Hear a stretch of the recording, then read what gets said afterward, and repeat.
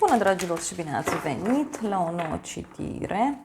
De această dată te invit la o citire generală, iar dacă ai intrat pe acest videoclip, înseamnă că ai aici cu siguranță un mesaj pentru tine.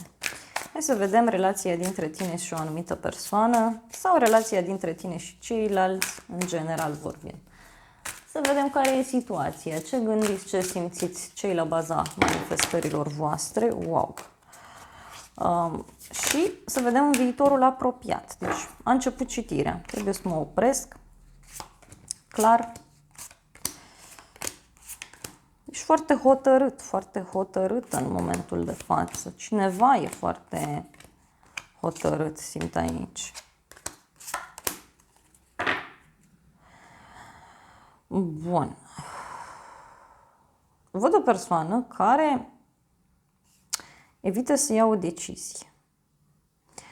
De asemenea, văd o așteptare foarte mare și o tristețe aici. Cineva e ca și cum și-a pierdut speranța. Văd o persoană dezamăgită de lipsa unor fapte. Cineva nu acționează.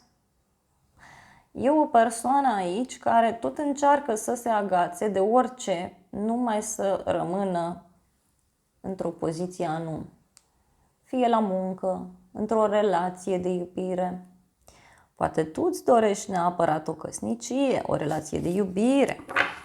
Hai să vedem în momentul de față. În momentul de față văd multă comunicare, multe activități pe care le faci. O nouă etapă într-o relație de iubire. O nouă etapă plină cu pasiune. Poate un copil te apropie de cineva sau un adolescent. Văd și o pasiune pe care o ai în legătură cu o situație. Unii sunteți dornici să experimentați lucruri din plin, să vă bucurați de viață. Însă,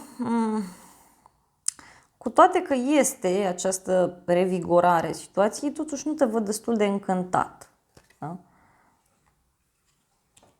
Unii văd că sunteți foarte concentrați doar pe partea, să spun așa, pasională a unei relații sau poate chiar v-a și pierit pasiunea unora dintre voi. Nu mai aveți chef de relația respectivă. Nu mai aveți chef de povestea respectivă. Cineva v-a tăiat elanul. Cealaltă persoană, justiția, wow, dreaptă. O legătură cu zodia balanță pentru unii dintre voi. Uite, în jurul tău ai tot felul de persoane care au de luat decizii importante. Fie cu tine, fie în general vorbind. E cineva în jurul tău care lucrează mult cu actele.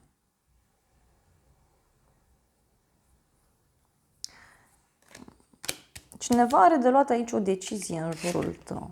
Apoi, 4 de spade. Păi te văd destul de obosit, destul de lipsit de energie. Pur și simplu nu mai vezi un capăt al acestei relații. Tu nu mai vezi că relația mai poate funcționa. Te văd foarte obosit și lipsit de energie.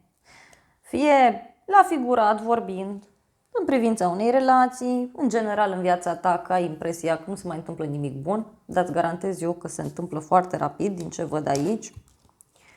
Cealaltă persoană, lumea, wow, ai persoane foarte puternice în jurul tău care sunt gata să te ajute. Cineva îți va da o veste în legătură cu nașterea unui copil sau urmează să mergi la un eveniment important. Este o veste bună legată de un nou început. Deci ai persoane extrem de luminoase, extrem de pozitive în jurul tău. O revedere cu niște membri din familie mai văd aici, foarte curând. Dacă ești o persoană singură, vezi că sunt șanse să apară cineva, dar tu n-ai energie. Sunt persoane care te ajută oricum. În continuare, 9 de monede. E ca și cum nu te apreciezi suficient în momentul de față. Nu mănânci suficient, nu te iubești suficient. Nu ai suficientă încredere în tine, în unele cazuri. Unii puteți să aveți niște probleme financiare. Dar unii simt aici că voi, gândiți în felul următor. Dar ce sens mai are că oricum nu se mai întâmplă nimic, pentru că v-ați pierdut speranța, eu asta văd aici. V-ați pierdut speranța pur și simplu. Fie nu sunteți mulțumiți la muncă de cât sunteți plătiți sau nu vă simțiți suficient apreciați în povestea asta, ați fost dezamăgiți, ați avut ceva. În continuare, 6 de bâte. Dragilor, deci, parcă sunteți în alt film. Deci, văd aici în exteriorul vostru multă bucurie, dar e normal, știu, o să spui că nu există bucurie, nu e așa. Da, este 6 de bâte. O victorie. Cineva, uite, a luat o decizie ca să vină către tine, cineva vrea să te cunoască, vine un erou să te salveze, deși aici, în unele cazuri, nu sunt neapărat niște probleme fizice, cât mai degrabă văd multă oboseală psihică și oboseală fizică. Și lipsă de alimentație, în unele cazuri. Deci, mare atenție, că și de aici pornesc multe lucruri. Multe lucruri. Dacă ești într-o relație, persoana asta vede totul ca pe o împăcare, vede că își dorește să reia legătura cu tine, simte că are vigorat relația, doar că tu n-ai treabă. La muncă, uite, apare o bucurie, apare o victorie. În continuare, avem 6 de cupe.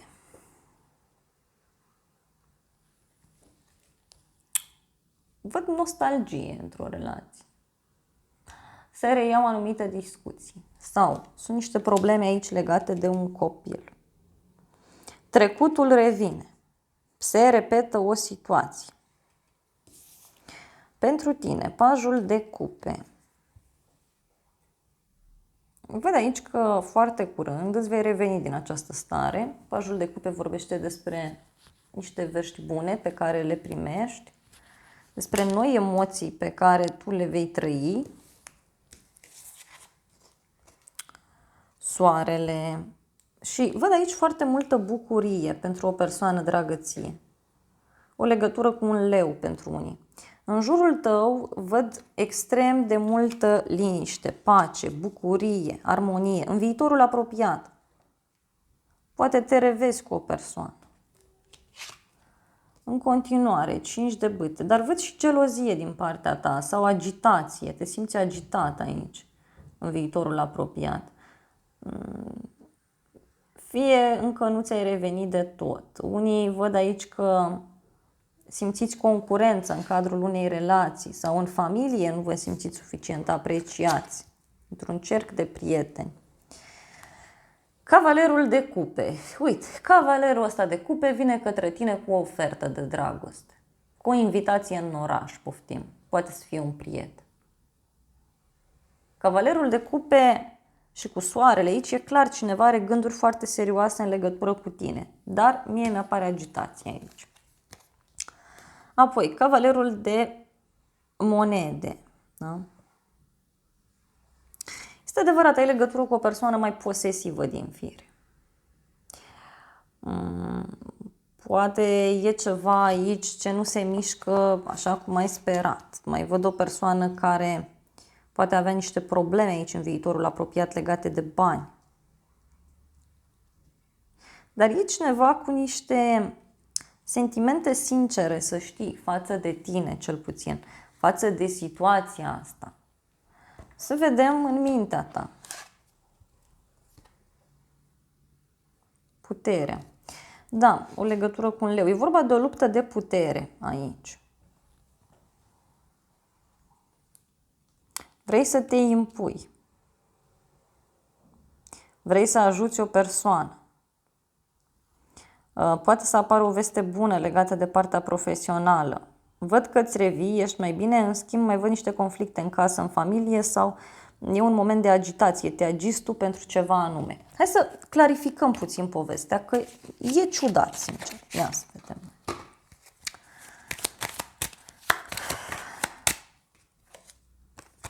Da, e ceva ce se mișcă foarte greu. E o apăsare mare pe care eu o simt aici, da?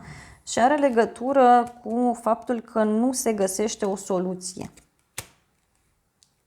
Are legătură și cu o persoană încăpățânată toată povestea asta. Să vedem de ce vei fi agitat. De ce vei fi agitat? Pentru că e ceva legat de o schimbare în privința căreia tu nu ești deschis sau deschisă. Și să vedem Cavalerul de monede. Oh, wow! Da, persoana asta e posibil să te mintă în legătură cu o situație, să te facă să mai aștepți ceva. Însă e o persoană care ți este alături cu adevărat. Poate să întâmpine tot felul de dificultăți acest om în drumul său sau la muncă pot fi tot felul de dificultăți în următoarea perioadă. Dar în sufletul său își dorește ceva stabil cu tine. Chiar își dorește. Uite, s-au întors mai multe cărți. Va trece prin niște schimbări omul ăsta sau cineva din jurul tău, da? Văd aici o călătorie împreună cu un copil sau o călătorie într-un loc nou. Poate să fie o decizie, iarăși, pe care o are de luat în legătură cu o situație. Mai apar niște certuri, niște discuții, mai văd aici. Da? Și văd că fie aici vei avea niște discuții la muncă privind o demisie, fie te vei lupta foarte mult ca să închizi o poveste, da? Să-ți rezolvi o situație. Văd și niște vești bune pe care le vei primi legate de o casă. Văd aici o parte masculină care suferă, foarte clar se vede acest lucru. Deci e cineva aici care suferă în povestea asta.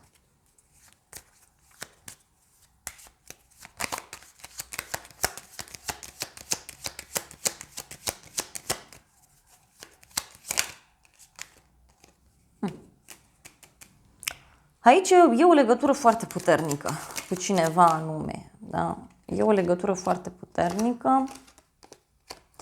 Niște vești, niște discuții pe care le ai cu o femeie aici, în mod special.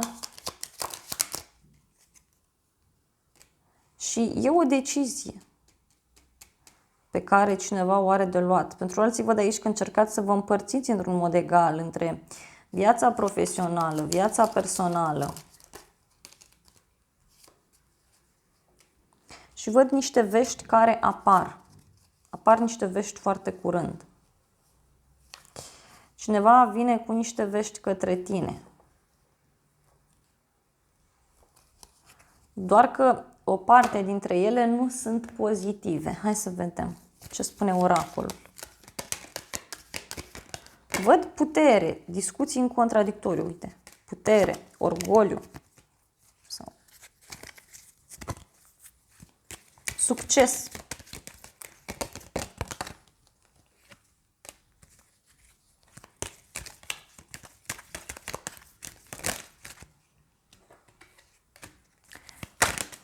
Wow!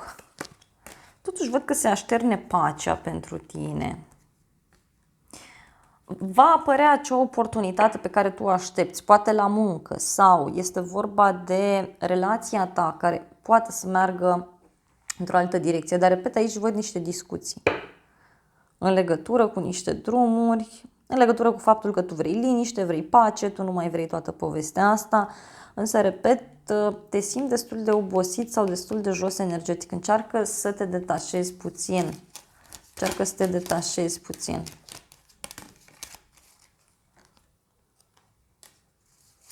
Oricum, lucrurile astea sunt stabilite aici, din ce văd eu. Ce sfat îți dau îngerii romantici? Hai, că s-a întors o carte, cred. Nu. Sfat din partea îngerilor. Sfatul este să oferi acestei relații o șansă, să lucrezi la acest parteneriat, să-l faci să funcționeze. Ăsta e sfatul pentru tine. Trebuie să renunți la control, lasă situația să curgă natural. Asta e o relație dintr-o altă viață, e o relație karmică pentru unii dintre voi. Persoana asta va lua o decizie sau se va lămuri odată povestea. Doar că aveți niște conturi de reglat din altă viață. Asta e viața. Da. Celălalt. Uite, cealaltă persoană trece printr-o decepție. Are niște probleme. cineva care îi pregătește ceva anume, e o persoană care poartă o mască falsă. Poate a purtat până acum o mască falsă, dar uite, vrea să se elibereze, vrea să preia controlul înapoi asupra vieții sale. Dragilor, acestea au fost previziunile de această dată. Eu îți mulțumesc pentru atenție, te îmbrățișez cu mare drag. Dacă ai rezonat cu mesajele, te invit și la o altă citire, dacă vrei să mai vizionezi. Îți mulțumesc pentru că te-ai abonat, îți mulțumesc pentru like-uri, pentru comentarii. Dacă n-ai făcut-o deja, te invit cu drag să o faci și îți mulțumesc în avans. De asemenea, te invit cu drag și în comunitatea acestui canal, apasă butonul alătură-te dacă vrei să-mi susții activitatea. Îți mulțumesc pentru faptul că distribui aceste videoclipuri și îți doresc să ai parte de o zi sau de o seară cât mai frumoasă.